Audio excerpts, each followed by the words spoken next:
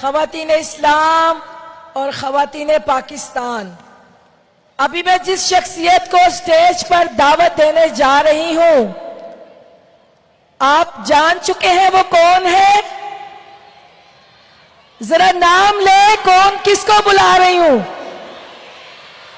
شاباش! وہ شخصیت محض ایک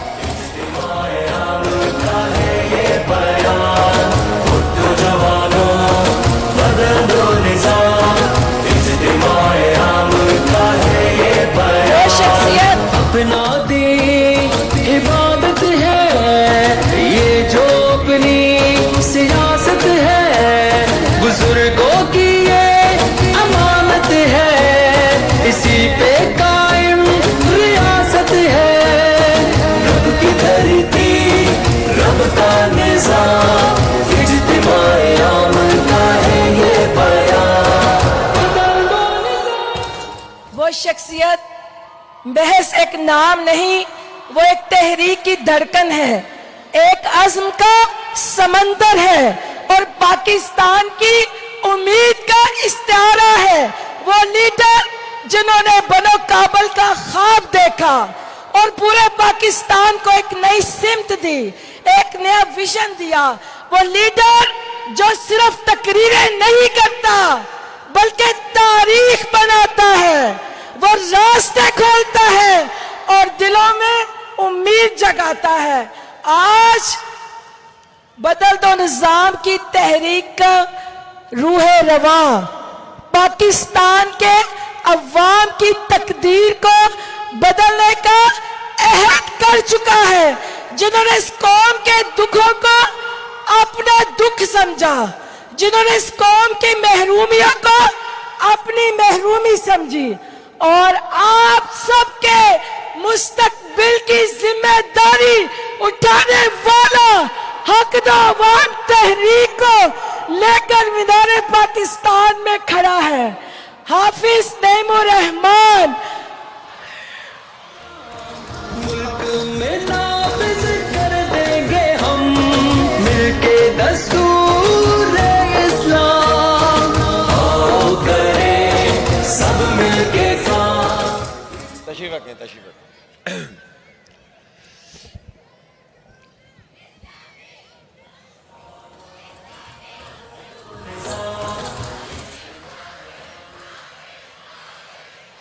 الحمدللہ رب العالمین، والصلاة والسلام علی رسولہ الکریم وعلی آلہ واصحابہ اجمعین۔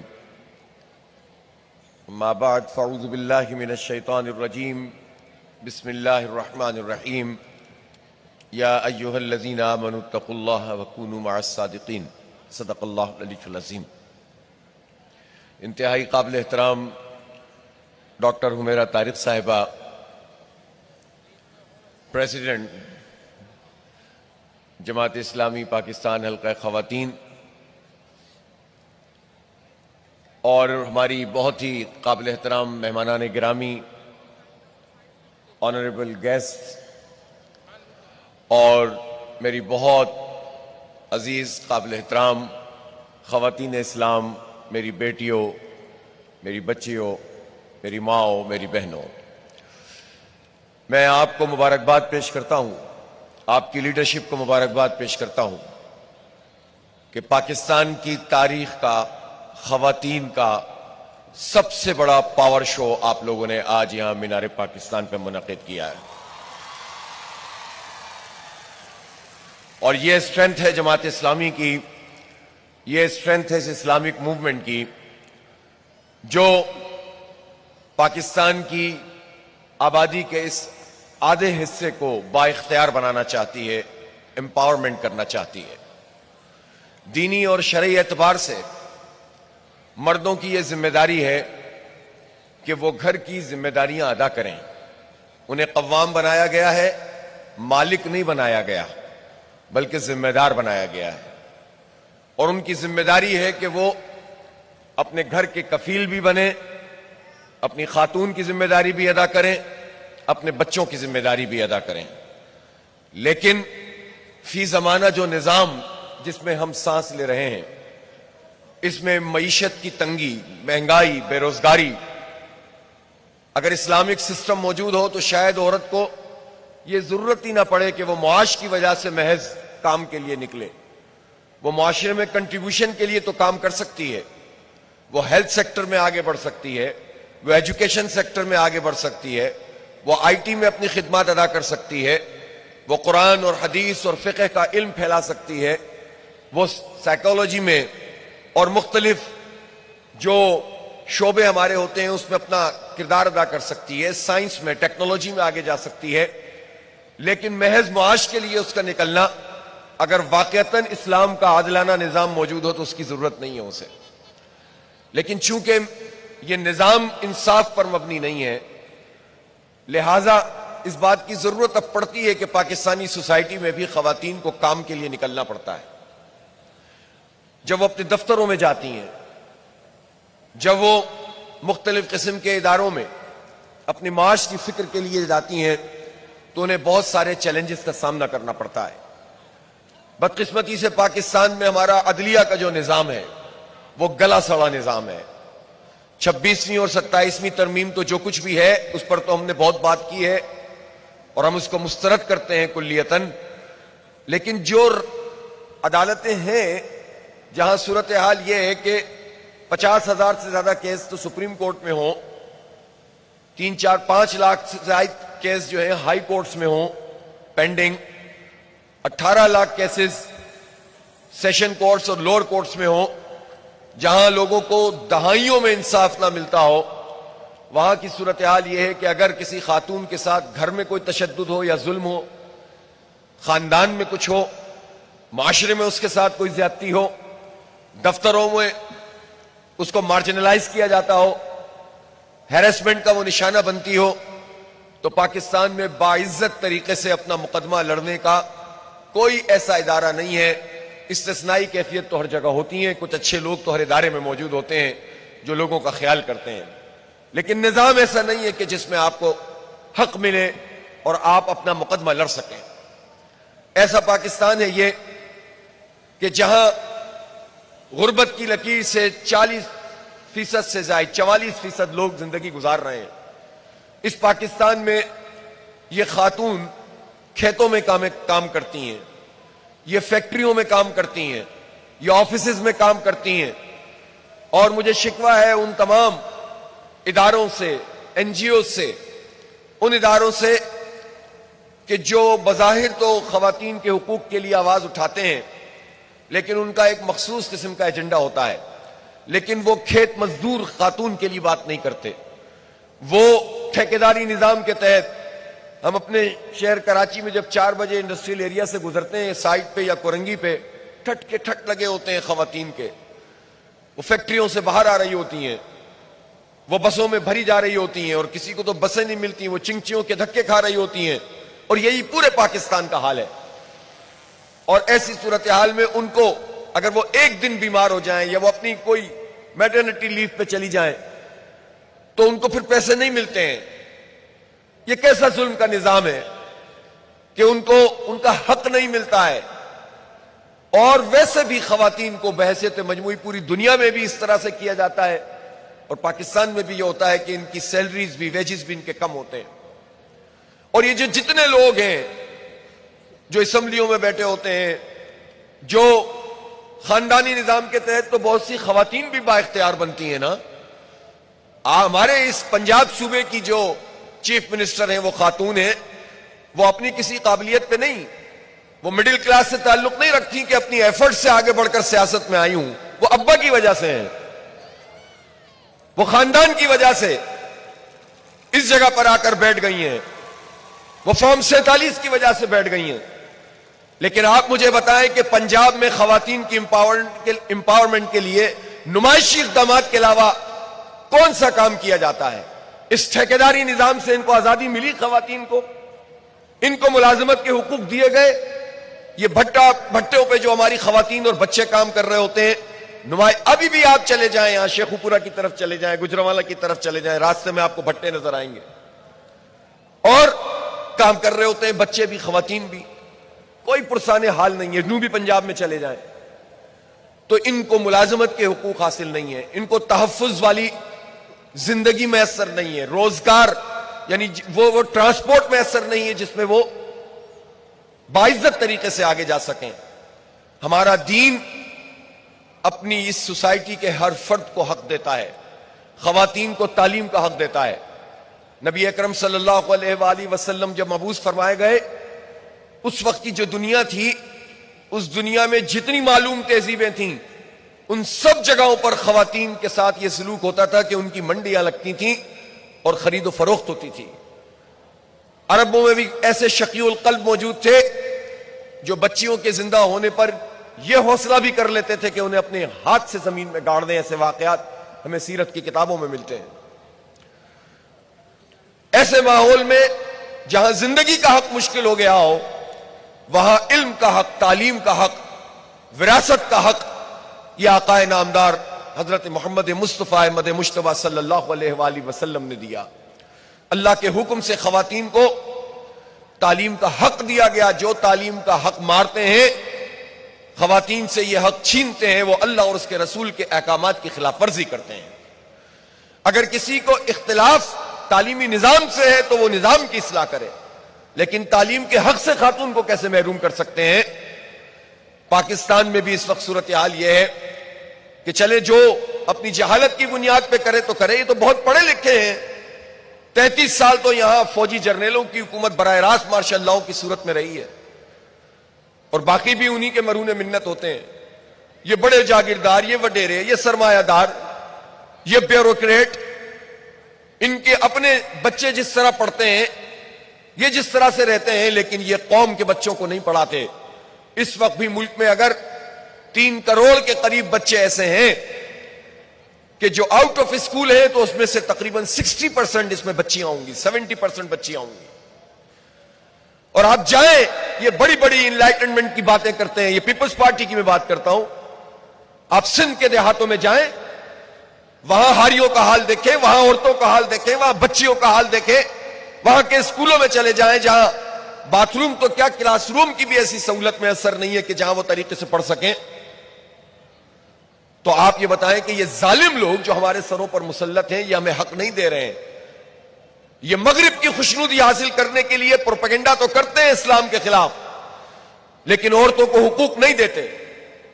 اس لیے ہماری یہ تحریک جو نظام کی تبدیلی کی تحریک ہے، اس کے نتیجے میں آپ خواتین کو بھی حق ملے گا۔ لیکن ہم یہ چاہتے ہیں کہ ہماری خواتین کی تربیت پہ بھی کام ہونا چاہیے۔ خاندانی سسٹم میں کس طرح بیہیو کرنا ہے۔ جب ہم خاندانی نظام کی بات کرتے ہیں تو اس کا مطلب صرف جوائنٹ فیملی سسٹم نہیں ہوتا۔ ایک خاندان وہ بھی تو ہوتا ہے جو میاں بیوی پر مشتمل ہوتا ہے، بچوں پر مشتمل ہوتا ہے، اور خاندان وہ بھی ہوتا ہے جس میں تمام رشتے ہوتے ہیں، چاہے ان کا یونٹ الگ کر دیا جائے یا ایک ہی بڑے یونٹ میں کئی یونٹ بنا دیں۔ جو بڑے ہوتے ہیں، اچھے سمجھدار، وہ اپنے گھروں میں اس کا اہتمام کرتے ہیں، اگر کر سکتے ہیں کہ وہ ایک ہی بڑے گھر میں کئی یونٹ بنا دیتے ہیں، جس سے بہت سے مسائل آپ حل ہو جاتے ہیں۔ لیکن ہر گھر میں ایسا نہیں ہو سکتا، دیہاتوں میں ہر جگہ نہیں ہو سکتا، شہروں میں تمدن اس طرح مشکل ہو گیا ہے کہ یہ کام نہیں کیا جا سکتا۔ لہذا اس کی بھی ٹریننگ بچیوں کو دینا، ٹالرنس کو سکھانا، خاندان کو نبھانا، لیکن کوئی تربیت کا نظام تو موجود ہی نہیں ہے۔ تعلیمی نظام بھی اس طرح کی تربیت نہیں کرتا، اور پھر ان کو یہ حق بھی دینا کہ جہاں ان کے حق کی بات آئے تو وہ ان کے پاس وہ فورمز موجود ہو جہاں پر وہ بات کر سکتی ہوں۔ وراثت کے حق کی جہاں تک بات ہے، میں آپ کو یقین دلاتا ہوں کہ انشاءاللہ جماعت اسلامی اس کو یقینی بنائے گی انشاءاللہ کہ ہر ایک کو وراثت میں حق دینا پڑے گا، عورتوں کو، اپنی بہنوں کو، اپنی بیٹیوں کو۔ اور جو لوگ یہ کام نہیں کریں گے وہ کسی منصب پر فائز نہیں رہ سکتے۔ اس کی ایک تحریک آپ لوگوں کو لے کر چلنی چاہیے، کوئی فوج میں ہو یا بیوروکریسی میں ہو، کوئی جو ہے وہ سرکاری ملازم ہو یا وزیر مشیر اور M N A M P A ہو، اور چاہے علماء دین ہو۔ بدقسمتی سے پاکستان میں ایسے لوگ بھی ہیں جو بظاہر بہت دیندار ہوتے ہیں لیکن عورتوں کو ان کا حق نہیں دیتے، ملازمہ سمجھ کے گھر میں ان کے ساتھ سلوک کیا جاتا ہے، ان کو وراثت میں حق نہیں دیا جاتا۔ خاندان کے نام پر، روایات کے نام پر دین کا استحصال کرتے ہیں، چھوٹی چھوٹی باتوں میں ہمیں دین سکھا رہے ہوتے ہیں، قوم کو لڑوا رہے ہوتے ہیں، مسلک کی بنیادوں پہ تقسیم کر رہے ہوتے ہیں۔ فروعیات میں لڑوا رہے ہوتے ہیں لیکن عورتوں کو حق نہیں دیتے, وراثت میں حق نہیں دیتے. تو اس لیے یہ جو مال کی محبت ہے اس کا تعلق حلیے سے نہیں ہے, اس کا تعلق نام سے نہیں ہے. یہ جو سیکولرزم ہے, مادیت کا گھس جانا ہے اور لوگوں کو حق سے محروم کرنا ہے, یہ ہر کوئی کر سکتا ہے. اور ہر شخص وہ ہو سکتا ہے کہ جو بظاہر ایسا نظر نہ آتا ہو لیکن اللہ کے اور اس کے بندوں کے حقوق کو ادا کرتا ہو. اس لیے آئیے اس تحریک میں اپنا کردار ادا کریں. جماعت اسلامی یہ سمجھتی ہے کہ نہ صرف یہ کہ ہم اس کو آواز اٹھائیں گے کہ ہمارے بچوں کو, ہماری بچیوں کو, ہماری خواتین کو اختیار ملے, وہیں ہم یہ بھی چاہتے ہیں کہ ہم جو ہم کر سکتے ہیں وہ کریں. مجھے لاؤڈ اسپیکر پہ آواز آ گئی ہے ڈاکٹر صاحبہ کہ آپ نے دسمبر سے اعلان کر دیا ہے کہ بنو قابل کی ہاؤس وائفز کے لیے, خواتین کے لیے جو آئی ٹی کا پروگرام ہے, شاید آپ نے مجھ سے ہی کہیں سنا ہوگا. بہرحال اب تو ہم پر یہ ضروری ہو گیا ہے اور ہماری پوری ٹیم یہ بات سن رہی ہے. انشاءاللہ ہم دسمبر میں ہی آپ کے لیے, خواتین کے لیے خاص طور پر free I T scholarship programme, جس میں آپ کو گھر بیٹھے بھی اگر کاروبار کرنا چاہیں, آن لائن کرنا چاہیں اور جو باہر نکل کے بھی کرنا چاہتے ہیں ان کے لیے بھی باوقار اور باعزت طریقے سے یہ انتظام کروایا جائے گا انشاءاللہ. آلریڈی اس وقت جو بنو قابل کے 12 لاکھ کی رجسٹریشن ہے, اس میں سے کم از کم 4.5-5 لاکھ ہماری بچیاں ہیں, یوتھ ہیں جو رجسٹر ہوئی ہیں. ان میں سے بڑی تعداد میں ٹیسٹ دیے ہیں, بہت بڑی تعداد ایسی بھی ہے کہ جو پاس آؤٹ بھی کر گئی ہے اور اپنے اپنے کام بھی جنہوں نے شروع کر دیے ہیں. تو الحمدللہ ہم صرف تنقید نہیں کرتے نظام پر, ہم صرف آواز نہیں اٹھاتے بلکہ اس کے لیے لڑتے بھی ہیں, بات بھی کرتے ہیں. اس موقع پہ میں اپنی فلسطین کی ماؤں بہنوں کو, بیٹیوں کو یاد کرتا ہوں کہ اس جتنے 80,000 کے قریب لوگ شہید ہوئے ہیں, اب تو ملبے کے ڈھیر میں سے بھی لاشیں مل رہی ہیں, تو ان 80,000 لوگوں میں اب 70% بچے ہیں یا خواتین ہیں. ایک طرف تو مغرب بڑا دعویٰ کرتا ہے نا, ویسٹ, کہ ہم خواتین کو برابر کے حقوق دیتے ہیں. تو میں پوچھنا چاہتا ہوں ڈونلڈ ٹرمپ سے, جس نے کھڑے ہو کر بات کی اور سارے خوشامدی اس کی خوشامد کر رہے تھے حکمران, اور اس نے کہا کہ نیتن یاہو نے مجھ سے ایسے ایسے ہتھیار مانگے کہ جن کے بارے میں بھی نہیں جانتا تھا, لیکن میں نے اسے پرووائڈ کیا اور اس نے اس کا بڑا بہترین استعمال کیا. یہ بات کہی ہے نہیں کہی ہے اس نے؟ اور وہ کس پر استعمال کیا؟ ہمارے بچوں پہ کیا, ہماری بچیوں پہ کیا, ہماری خواتین پہ کیا, ہمارے مردوں پہ کیا, ہمیں تہس نہس کیا. اور کوئی پوچھنے والا اسٹیٹ لیول پر نہیں تھا کہ کوئی اس سے پوچھتا کہ تو کیسا امن کا چیمپئن ہے کہ تو نے انسانیت کا قتل عام کیا, بچیوں اور خواتین کا قتل عام کروایا, اور تو یہاں پر آ کر امن کا چیمپئن بنا ہوا ہے. بجائے اس کے کہ یہ بات ہوتی ہے, ہمارے پرائم منسٹر نے چاپلوسی کی اور خوشامد کی اور کہا کہ ہم تمہیں نوبل انعام کے لیے نامزد کریں گے. شرم کرنی چاہیے پرائم منسٹر کو ان حرکتوں پر. اور اب غزہ میں اپنی فوج بھیجنے کے لیے بھی مجھے لگتا ہے یہ تیار بیٹھے ہوئے ہیں, جو کسی صورت میں بھی قابل قبول نہیں ہے. اسی طرح آپ کے پاس وہ دین ہے اور وہ نظام ہے کہ آپ صرف اپنی مسلمان معاشروں کو لیڈ نہیں کر سکتی, بلکہ آپ ویسٹ کی جو عورت ہے اس کو بھی لیڈ کر سکتی ہیں, اس لیے کہ ان کے پاس مادی اعتبار سے چیزیں موجود ہیں. سسٹم بہرحال انہوں نے کچھ اپنا بنایا ہے, لیکن روحانی اعتبار سے اور خاندان کے اعتبار سے وہ بہت کمپرومائز ہیں.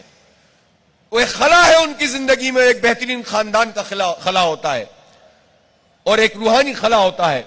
وہ اسلام پورا کر سکتا ہے, لیکن اس کے لیے آپ کو اپنے معاشروں میں بھی وہ زندگی پیدا کرنی ہے. اس لیے میری بہنوں, میری بیٹیوں, آنے والے دنوں میں ایک بڑی جد و جہد کی آپ تیاری کریں. آپ کو پڑھنا بھی ہے, آگے بڑھنا بھی ہے, آپ کو اپنے حق کے لیے آواز بلند کرنی ہے. آپ کے پاس سوشل میڈیا کا پلیٹ فارم ہے, آپ اس پلیٹ فارم کو استعمال کریں جیسے پوری دنیا میں استعمال کر رہے ہیں. یہ جنریشن زی ہے, تو ہماری بچیاں جو جنریشن زی سے تعلق رکھتی ہیں وہ ہر پازیٹیو چیز کو استعمال کر کے حق اور سچ کے لیے اپنے کام کو آگے بڑھائیں اور خرابیوں اور گندگیوں سے بچنے کی کوشش کریں. شیطان گھات لگائے بیٹھا ہے, اس سے بچنے کی کوشش کریں اور اچھی چیزوں میں آگے بڑھنے کی کوشش کریں. ہم کوشش کریں گے کہ آپ کو آگے بڑھائیں, پڑھائیں, شعور پہنچائیں, اور آپ بھی اس شعور کو آگے پہنچاتی چلے جائیں. اور یہ جیومیٹرک پروگریشن سے, ایک تو ارتھمیٹک پروگریشن ہوتی ہے نا, 2 اور 2 4 اور پھر 6 اور پھر 8, اور ایک جیومیٹرک ہوتی ہے 2 اور 2 4 اور 4 اور 4 کو 4 سے ضرب دیں تو 16, اور 16 کو 16 سے ضرب دیں 256, اس سے آگے مجھے نہیں آتا. تو یہ جیومیٹرک پروگریشن سے آپ آگے بڑھائیں اس کو, اور انشاءاللہ مجھے یقین ہے کہ آپ میں یہ طاقت موجود ہے. ایک بچی میں یہ طاقت ہوتی ہے کہ جب باپ کسی کی نہ مان رہا ہو تو جب بچی آ کر سامنے کھڑی ہو جاتی ہے تو بڑے بڑے لوگ پگھل جاتے ہیں. آپ حق کے لیے اور سچ کے لیے آپ اپنے والدین, اپنے بابا کو مجبور کریں کہ وہ سچائی کے ساتھ کھڑے ہوں. بیگمات تو کافی کچھ کروا لیتی ہیں, میری بیگم تو نہیں ہے یہاں,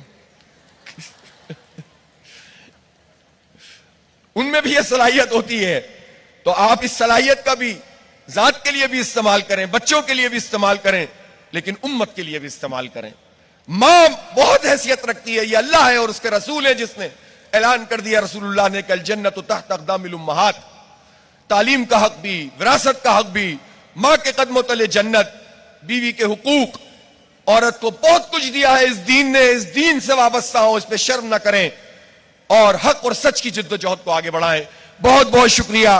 وآخر دعوانا الحمدللہ رب العالمین. آپ کو مبارک ہو, اللہ تعالیٰ آپ کو کامیاب فرمائے. اس اجتماع میں آپ ہمارے ساتھ ہیں, ہماری بہنوں نے بہت قربانی دی ہے. مجھے پتا ہے کہ رہائش گاہوں کا مسئلہ ہوا ہے, آپ آئی اتنی بڑی تعداد میں ہے کہ ہم کیا کریں, لیکن انشاءاللہ آپ کے اس عزم کو دیکھ کر ہمارے بھائی بھی اور آپ سب بھی انشاءاللہ مزید اس راستے میں جد و جہد کو آگے بڑھاتی چلی جائیں گی. بہت شکریہ. وآخر دعوانا الحمدللہ رب العالمین.